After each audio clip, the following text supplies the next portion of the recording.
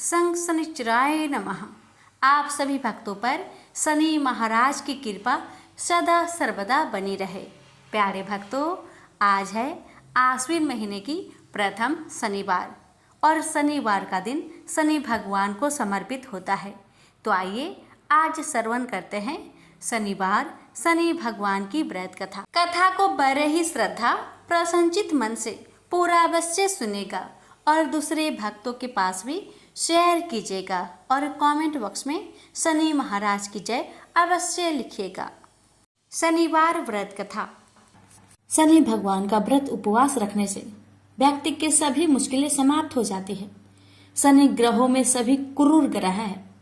अगर किसी की राशि पर शनि की ढैया या शनि का प्रकोप हो तो उस व्यक्ति को मुश्किलों का सामना करना पड़ता है। शनिवार के दिन इस व्रत को रखने से और शनि महाराज की कथा का श्रवण करने से सभी तरह की मुश्किल से मुक्ति मिलती है। तो आइए श्रवण करते हैं शनि भगवान की कथा। कथा श्रवण करने से पहले कमेंट बॉक्स में शनि महाराज की जय अवश्य लिखें। कथा। एक समय स्वर्ग लोक में सबसे बड़ा कौन, ये प्रश्नों को लेकर नव ग्रहों में वाद विवाद हो गया। विवाद इतना बढ़ा कि परस्पर भयंकर युद्ध की स्थिति बन गई। निर्णय के लिए सभी देवता देवराज इंद्र के पास पहुंचे और बोले, हे देवराज, आपको निर्णय करना होगा कि हम में से सबसे बड़ा कौन है। देवताओं का प्रश्न सुनकर देवराज इंद्र उलझन में पड़ गए। इंद्र बोले, मैं इस प्रश्न का उत्तर देने में असमर्थ हूँ। हम सभी पृथ्वी लोक में उज्जैनी नगरी में राजा विक्रमादित्य के पास चलते हैं। देवराज इंद्र सहित सभी ग्रह यानी कि सभी देवता उज्जैनी नगरी पहुँचे। महल में पहुंचकर जब देवताओं ने उनसे अपना प्रश्न पूछा तो राजा विक्रमादित्य भी कुछ देर के लिए परेशान हो उठे, क्योंकि सभी देवता अपनी अपनी शक्तियों के कारण महान थे।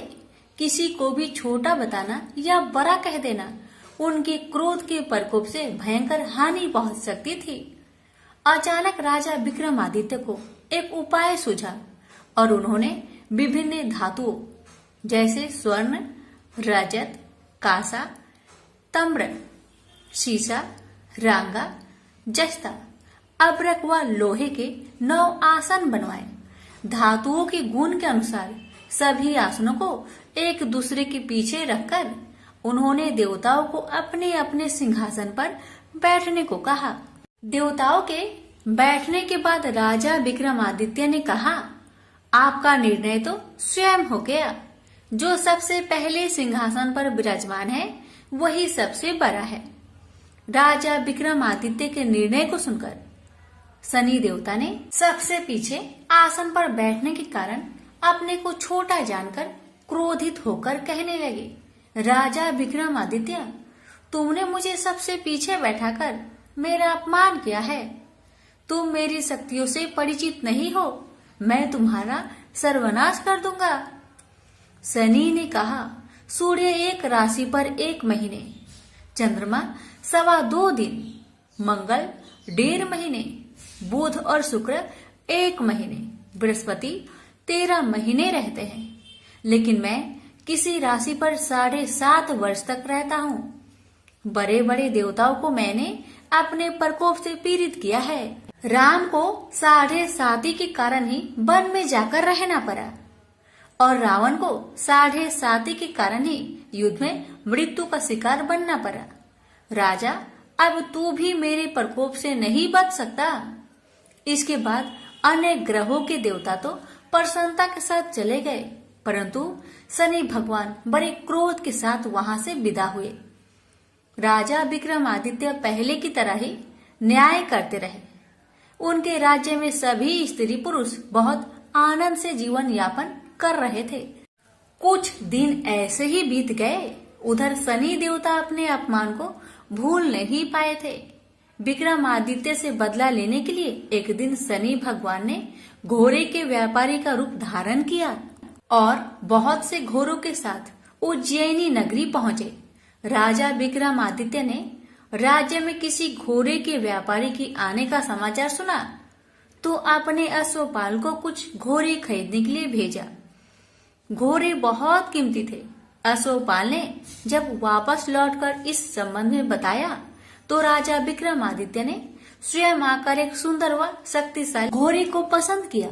घोड़े की चाल देखने के लिए राजा उस घोड़े पर सवार हुए तो वह घोड़ा बिजली की गति से दौड़ पड़ा। तेजी से दौड़ता घोड़ा राजा को दूर एक जंगल में ले गया और फिर राजा को वहां गिराकर जंगल में कहीं गायब हो गया। राजा अपने नगर को लौटने के लिए जंगल में भटकने लगा, लेकिन उन्हें लौटने का कोई रास्ता नहीं मिला। राजा को भूख प्यास लगाई। बहुत घूमने पर उसे एक चरवाहा मिला। राजा ने उससे पानी मांगा। पानी पीकर राजा ने उस चरवाहे को अपनी अंगूठी दे दी। फिर उससे रास्ता पूछकर वह जंगल से निकलकर पास के नगर में पहुंचा। राजा ने एक सेठ की दुकान पर बैठकर कुछ देर आराम किया। उस सेठ ने राजा से बातचीत की तो राजा ने उसे बताया कि मैं उज्जैनी नगरी से आया हूँ। राजा के कुछ देर दुकान पर बैठने से सेठ जी की बहुत बिक्री हुई। सेठ ने राजा को बहुत भाग्यवान समझा और खुश होकर उसे अपने घर भोजन के लिए ले गया। सेठ के घर में सोने का एक हार खूंटी पर लटका हुआ था। राजा को उस कमरे में छोड़कर सेठ कुछ देर के लिए बाहर गया। तभी एक आश्चर्यजनक घटना घटी। राजा को देखते ही देखते सोने के उस हार को खूंटी ने निकल गई। सेठ ने कमरे में लौटकर हार को गायब देखा तो चोरी का संदेह राजा पर किया, क्योंकि उस कमरे में राजा ही अकेले बैठा था। सेठ ने अपने नौकरों से कहा कि इस परदेसी को रस्सियों से बांधकर नगर के राजा के पास ले चलो। राजा ने विक्रमादित्य से हार के बारे में पूछा तो उन्होंने बताया कि मेरे आंखों के ही सामने खूंटी ने उस हार को निगल लिया था। विक्रमादित्य की बात को सुनकर राजा बहुत क्रोध से भर गए। उन्हें लगा विक्रमादित्य झूठ कह रहे हैं, इसलिए राजा ने क्रोधित होकर चोरी करने के अपराध में विक्रमादित्य के हाथ पांव काटने के आदेश दे दिया। राजा विक्रमादित्य के हाथ पांव काटकर उसे नगर के सड़क पर छोड़ दिया गया। कुछ दिन बाद एक तेली उसे उठाकर अपने घर ले गया और उसे अपने कोल्हू पर बैठा दिया। राजा आवाज देकर बैलों को हाँकता रहता। इस तरह तेली का बैल चलता रहा और राजा को भोजन मिलता रहा। शनि देव के प्रकोप के साधे साथी पूरी होने पर वर्षा ऋतु प्रारंभ हुई। राजा विक्रमादित्य एक रात मेघ मल्हार गा रहे थे कि तभी नगर के राजा की लड़की राजकुमारी मोहिनी रथ पर सवार उस तेली के घर के पास से गुजर रही थी। उसने मेघ मल्हार सुना तो उसे बहुत अच्छा लगा और दासी को भेजकर गाने वाले को बुला लाने को कहा। दासी ने लौटकर राजकुमारी को अपंग राजा के बारे में सब कुछ बता दिया। राजकुमारी उसके मेघ मल्हार से बहुत मोहित हुई थी, अतः उसने सब कुछ जानकर भी अपंग राजा से विवाह करने का निश्चय कर लिया। राजकुमारी ने अपने माता पिता से जब यह बात कही तो वे हैरान रह गए। रानी ने मोहिनी को समझाया, बेटी तेरे भाग्य में तो किसी राजा की रानी होना लिखा है, फिर तू उस अपंग से विवाह करके अपने पांव पर कुल्हाड़ी क्यों मार रही हो। राजकुमारी ने अपनी जिद्दी नहीं छोड़ी। अपनी जिद्दी पूरी करने के लिए उसने भोजन करना तक छोड़ दिया और प्राण त्याग देने का निश्चय कर लिया। आखिर राजा रानी को विवश होकर अपंग विक्रमादित्य से राजकुमारी का विवाह करना पड़ा। विवाह के बाद राजा विक्रमादित्य और राजकुमारी तेली के घर रहने लगे। उसी रात सपने में शनि भगवान ने राजा से कहा, राजा तुमने मेरा प्रकोप देख लिया, मैंने तुम्हें अपने अपमान का दंड दिया है। राजा ने शनि भगवान से हाथ जोड़कर क्षमा प्रार्थना की कि हे भगवान, आपने जितना दुख मुझे दिया अन्य किसी को ना देना। शनि भगवान ने कुछ सोचकर कहा, राजा मैं तुम्हारी प्रार्थना स्वीकार करता हूँ। जो कोई स्त्री पुरुष मेरा पूजा करेगा, शनिवार को व्रत करके मेरी व्रत कथा सुनेगा, उस पर मेरी अनुकंपा सदा बनी रहेगी। प्रातःकाल राजा विक्रमादित्य की नींद खुली तो उसने अपने हाथ पांव देखकर राजा को बहुत खुशी हुई। उसने मन ही मन शनि भगवान को प्रणाम किया। राजकुमारी भी राजा के हाथ पांव सही सलामत देखकर आश्चर्य में डूब गई। तब राजा विक्रमादित्य ने अपना परिचय देते हुए शनि भगवान की प्रकोप की सारी कहानी सुनाई। सेठ को जब इस बात का पता चला तो दौड़ता हुआ तेली के घर पहुंचा और राजा के चरणों में गिरकर क्षमा मांगने लगा। राजा ने उसे क्षमा कर दिया क्योंकि यह सब तो शनि भगवान के प्रकोप से हुआ था। सेठ राजा को अपने घर ले गया और उसे भोजन कराया। भोजन करते समय वहाँ एक अनोखी घटना घटी। सबके देखते देखते उस खुटी ने हार को उगल दिया। सेठ जी ने अपनी बेटी का विवाह भी राजा के साथ कर दिया और बहुत से स्वर्ण आभूषण धन आदि देकर राजा को विदा किया। राजा विक्रमादित्य राजकुमारी मोहिनी और सेठ के साथ उज्जैनी पहुंचे तो नगर वासियों ने हर्ष से उनका स्वागत किया। अगले दिन राजा विक्रमादित्य ने पूरे राज्य में घोषणा कराई कि शनिदेव सब देवों से सर्वश्रेष्ठ हैं। प्रत्येक स्त्री पुरुष शनिवार का उनको व्रत करे और व्रत कथा अवश्य सुने। राजा विक्रमादित्य की घोषणा से शनिदेव बहुत प्रसन्न हुए। शनिवार का व्रत करने और व्रत कथा सुनने के कारण सभी लोगों की मनोकामनाएं शनिदेव की अनुकंपा से पूरी होने लगी। सभी लोग आनंद पूर्वक रहने लगे। प्रेम से बोली शनि महाराज की जय। हे शनि महाराज, आपकी कथा कहने वाले, सुनने वाले, हुक्कार भरने वाले सभी भक्तों की सभी मनोकामना को पूर्ण करना, सभी की कष्टों को दूर करना। प्रेम से बोलिए शनि महाराज की जय। आप श्रवण करें शनि महाराज और ब्राह्मण की कथा। बहुत समय पहले की बात है। एक ब्राह्मण और ब्राह्मणी एक गांव में रहा करते थे।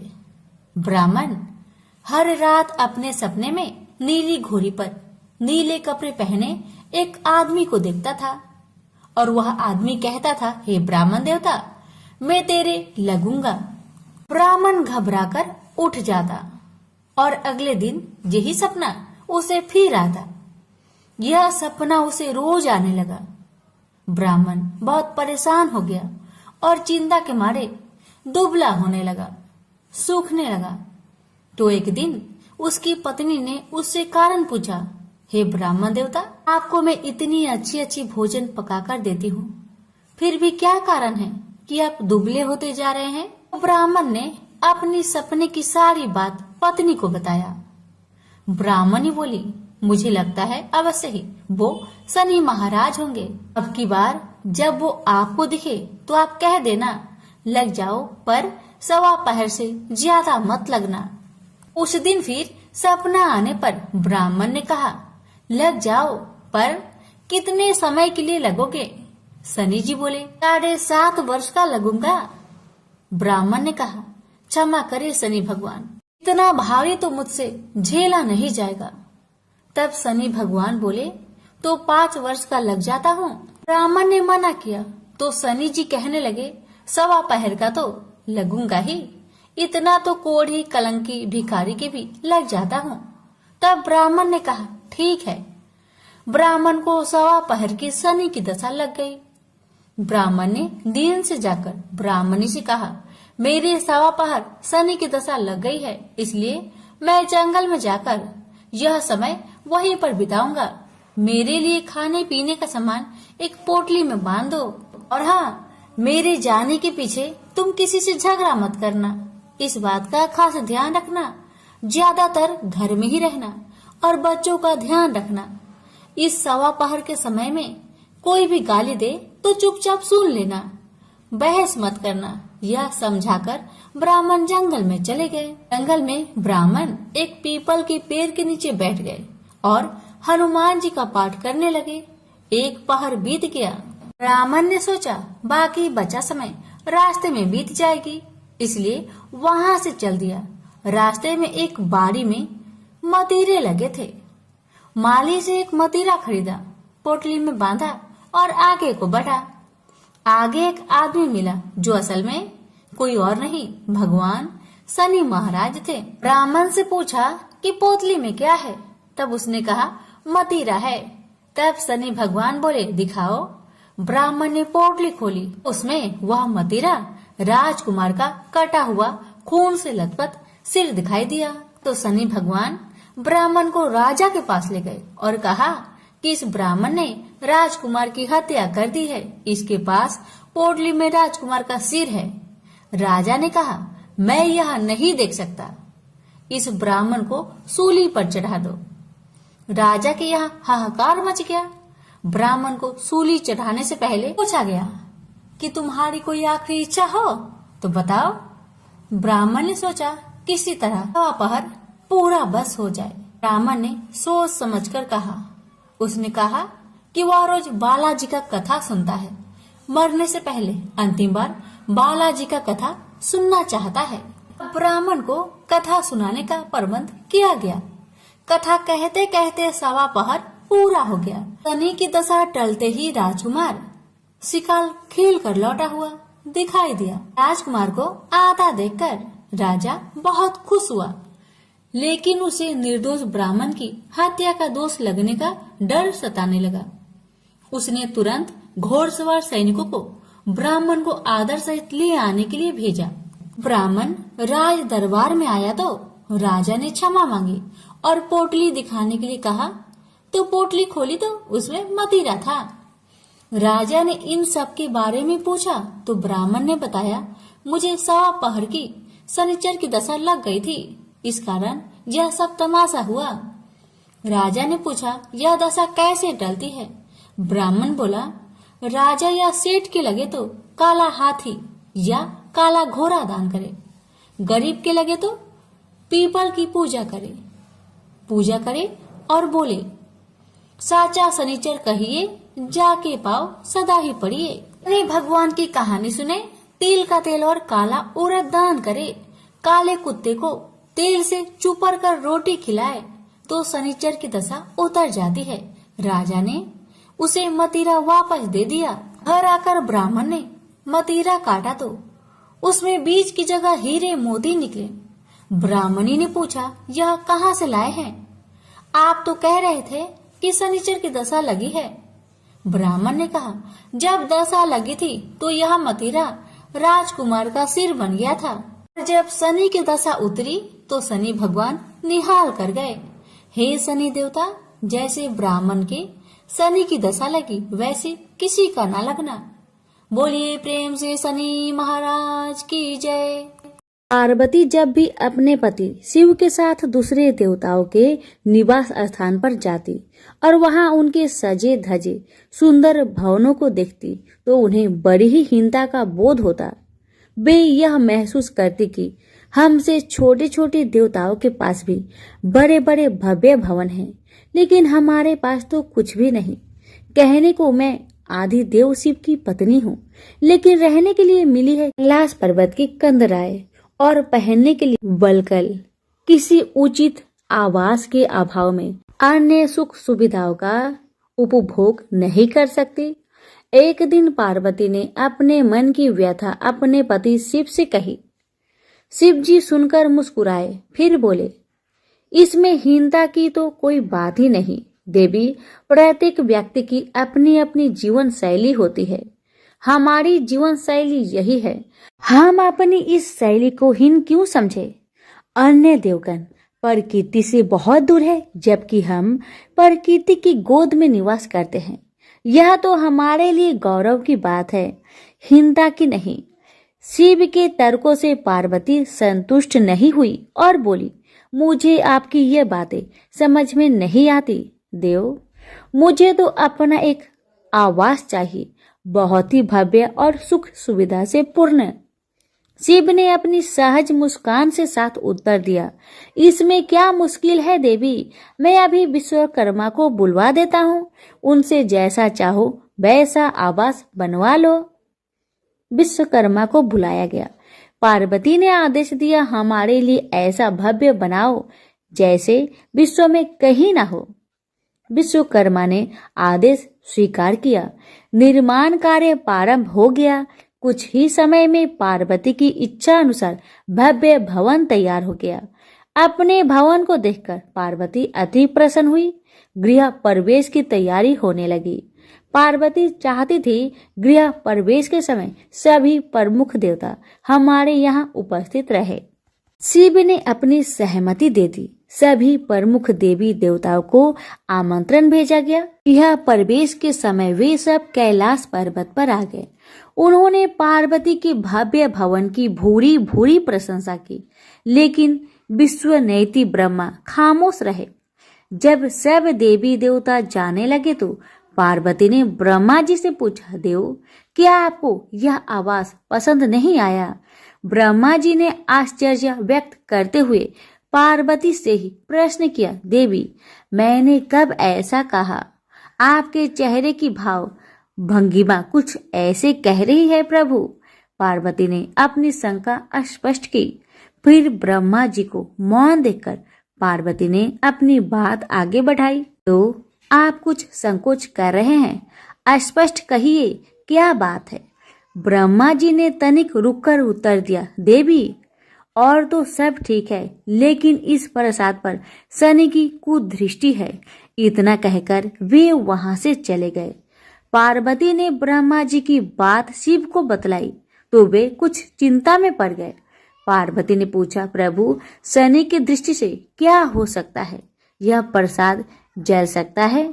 भगवान शिव ने उत्तर दिया, हाँ। यह सुनकर पार्वती भी चिंतित हो गई और बोली, प्रभु, इसके लिए कोई उपाय कीजिए। शिव ने निराश व्यक्त की, शनि की दृष्टि को हटाना सरल नहीं है देवी। शिव का उत्तर सुनकर पार्वती आवेश में आ गई और बोली, सरल क्यों नहीं है? आप अभी शनि लोक जाइए और शनि देव से कहिए कि वह हमारे प्रसाद से अपनी कुदृष्टि हटा ले। यदि वह मान जाए तो आप तत्काल उसे कोई वरदान दे दीजिएगा, और यदि न माने तो आप अपना डमरू जोर से बजा दीजिएगा। मैं स्वयं अपने प्रसाद को आग लगा दूंगी। यदि प्रसाद को जलना ही है तो यह मेरे हाथों से जलेगा, शनि की कुदृष्टि से नहीं। इसके बाद मैं शनि को श्राप दूंगी। पार्वती की इच्छा अनुसार शिव शनि लोग गए। वहां शनि देव ने उनकी अभ्यर्थना की और आदर के साथ आसन पर बैठाया। आसन ग्रहण करने के बाद शिव ने अपने आने का प्रयोजन बताया।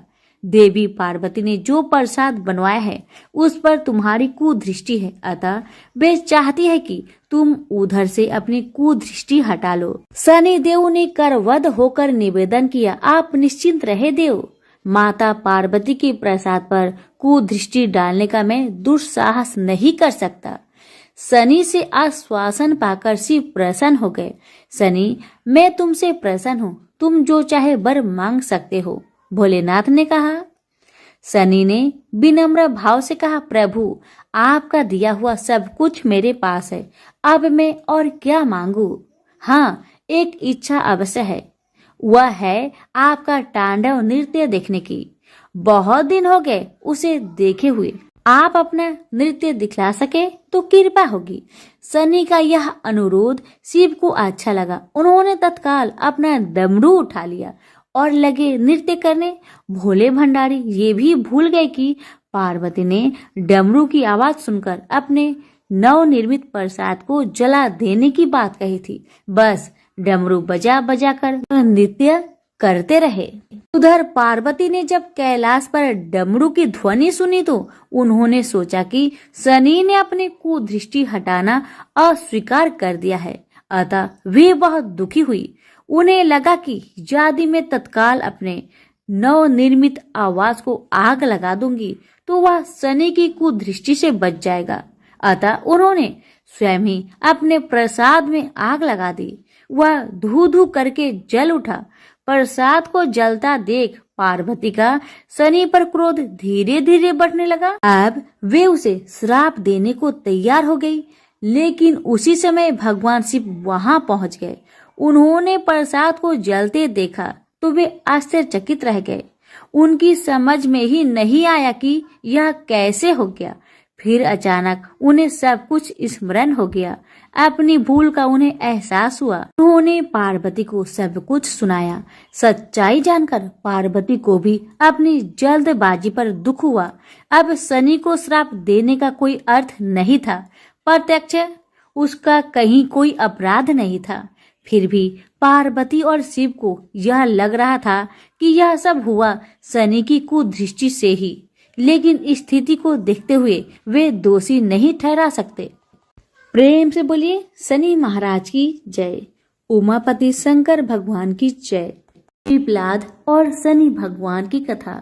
जो भी इनकी कथा को सच्चे मन से श्रवण करेगा उसकी सारी दुख तकलीफ समाप्त हो जाएगी। कहते हैं कि किसी पर शनि की 7.5 होती है तो विद्वानों द्वारा कहा जाता है कि आप पीपल वृक्ष की पूजा करें। आखिर इसके पीछे का कारण क्या है? आइए इस रहस्य को जानते हैं। पिपलाद ऋषि का नाम आप सभी ने सुना होगा। वह महर्षि दधीचि के पुत्र थे। महर्षि दधीचि जिन्होंने अपनी हड्डियों का दान कर दी थी, जिससे इंद्र का वज्र बनाकर और वृत्रासुर का संहार संभव हो पाया था। यह घटना ब्रह्म पुराण की है। शमशान में जो महर्षि दधीचि के मांस पिंड का दाह संस्कार हो रहा था तो उनकी पत्नी अपने पति का वियोग सहन न कर पाई और पास में स्थित पीपल के वृक्ष की कोटर में जो जड़ों के कारण एक गड्ढा बन जाता है, उसमें अपने 3 वर्ष के बालक को रखकर स्वयं चीता पर सती हो गई। इस प्रकार महर्षि दधीचि और उनकी पत्नी का बलिदान हो गया। किंतु पीपल की कोटर में रखा बालक भूख प्यास से तड़पने लगा और चिल्लाने लगा। जब कोई वस्तु से नहीं मिली तो कोटर में गिरे हुए पीपल के फल खाकर वह बड़ा होने लगा। एक दिन देवऋषि नारद वहां से गुजर रहे थे। नारद जी ने पीपल की कोटर में बालक को देखकर उससे उसका परिचय पूछा। बालक ने अपना परिचय दिया और बताया कि मैं नहीं जानता कि मैं कौन हूँ। नारद ने पूछा, तुम्हारा जनक कौन है? तब बालक भी उसी तरह का उत्तर दिया कि वह नहीं जानता कि उसके जनक कौन है। तब नारद जी ने अपना ध्यान धरकर उस बच्चे के बारे में पूरी जानकारी निकाली और उसे बताया कि तुम महान दधीचि के पुत्र हो। तुम्हारे पिता की अस्थियों का वज्र बनाकर ही देवताओं ने असुरों पर विजय प्राप्त की थी। नारद ने बताया कि तुम्हारे पिता दधीचि की मृत्यु मात्र 31 वर्ष की उम्र में ही हो गई थी। बालक ने अपने पिता की अकाल मृत्यु के बारे में जानना चाहा। तब नारद जी ने बताया कि उन पर आई इस विपत्ति का कारण शनिदेव की महादशा थी। नारद जी ने उस बालक को पिपलाद नाम दिया क्योंकि वह पीपल के पत्ते और उसका गुदा खाकर बड़े हुए थे। उसके बाद नारद जी ने उसे दीक्षित किया। नारद जी के जाने के बाद उस बालक ने, जिसका नाम पिपलाद था, ब्रह्मा जी की घोर तपस्या की।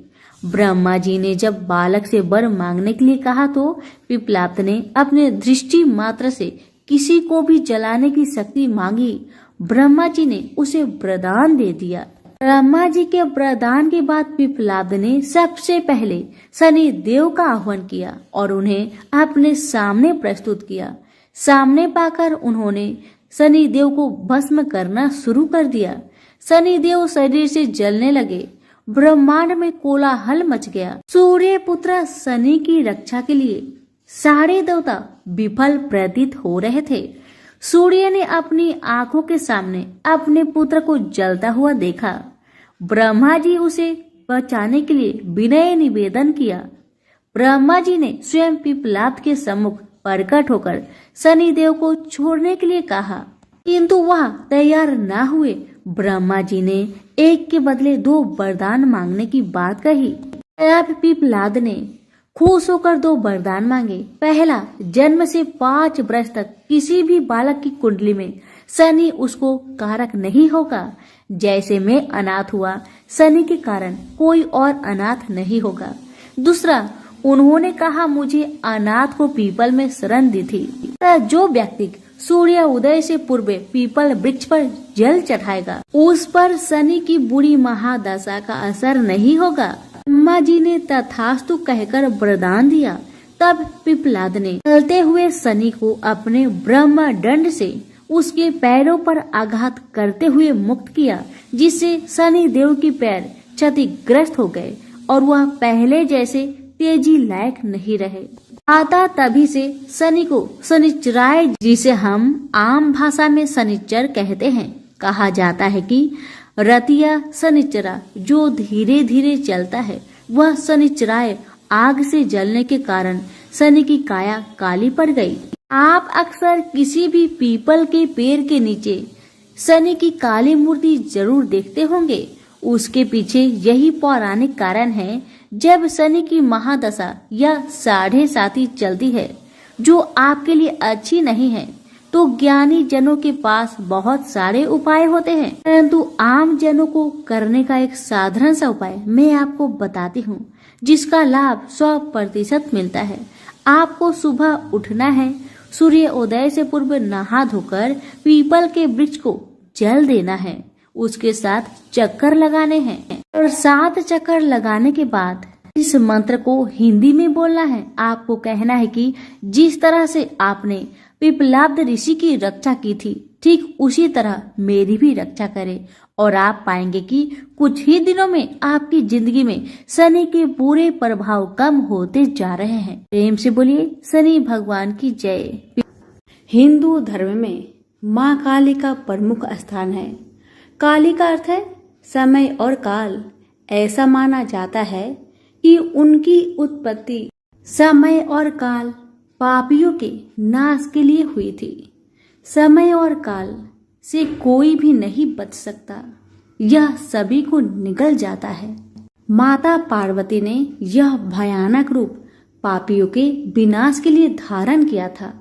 माँ काली पापियों के लिए विनाश है और अपने भक्तों के लिए प्रेम से भरी हुई है। जो भी प्राणी सच्चे मन से माँ की भक्ति करता है, माँ उसे मनोवांछित फल देती है। माँ काली की कथा। एक समय दारुक नाम के पापी असुर ने ब्रह्मा जी को परेशान करने लगा। वह उन पर अत्याचार करने लगा। धार्मिक अनुष्ठान यज्ञ बंद करवा दिए गए और स्वर्गलोक को चला गया। सभी देवता विचलित होकर ब्रह्मा जी और विष्णु जी के पास सहायता मांगने के लिए चले। ब्रह्मा जी ने बताया कि दारुक का नाश सिर्फ स्त्री के हाथों से हो सकता है। सभी बड़े देवता भी उससे युद्ध में हार चुके थे। अंत में यह निश्चय किया गया कि दारुक का वध भगवान शिव की पत्नी माता पार्वती करेगी। भगवान शिव ने अपना तीसरा नेत्र खोलकर भयानक और प्रचंड महाकाली को जन्म दिया। उनका शरीर काले रंग का था और माँ काली के माथे पर तीसरा नेत्र और चंद्र रेखा भी, उनके हाथों में त्रिशूल और कई प्रकार के अस्त्र शस्त्र थे। महाकाली के प्रचंड रूप को देखकर सभी देवता थर थर कांपने लगे और वहां से भागने लगे। युद्ध में दारुक महाकाली से पराजित हुआ और इस तरह उस दुष्ट का अंत हुआ। महाकाली के भयानक रूप से चारों तरफ अग्नि की भयानक लपटें उत्पन्न हो गई। महाकाली के क्रोध को सिर्फ भगवान शंकर ही रोक सकते थे, इसलिए उन्होंने एक बालक का अवतार लिया। भगवान शिव शमशान पहुंचे और वहां बालक के रूप में लेटकर रोने लगे। छोटा बालक को देखकर महाकाली का क्रोध शांत हो गया। उनके हृदय में ममता भावना जागृत हो गई। उन्होंने शिव रूपी उस छोटे बालक को उठा लिया और अपने स्तनों से दूध पिलाने लगी। इस प्रकार से शिव जी ने उनके क्रोध को पी लिया। इस प्रकार महाकाली का भयानक और प्रचंड क्रोध शांत हुआ। उसके बाद महाकाली मूर्छित हो गई। उन्हें होश में लाने के लिए भगवान शिव ने तांडव नृत्य किया। होश में आने पर वह पुनः माता पार्वती के रूप में आ चुकी थी। माता पार्वती भगवान शिव का नृत्य देखकर नृत्य करने लगी। जिसके कारण उन्हें योगिनी का नाम से भी पुकारा जाता है। इसके अलावा महाकाली ने महिषासुर, चंडमुंड, रक्तबीज, शुभ निशुभ जैसे राक्षसों का व्रत किया था। इसलिए 10 महाविद्याओं में से महाकाली प्रथम महाविद्या है। प्रेम से बोलिए माँ काली की जय हो।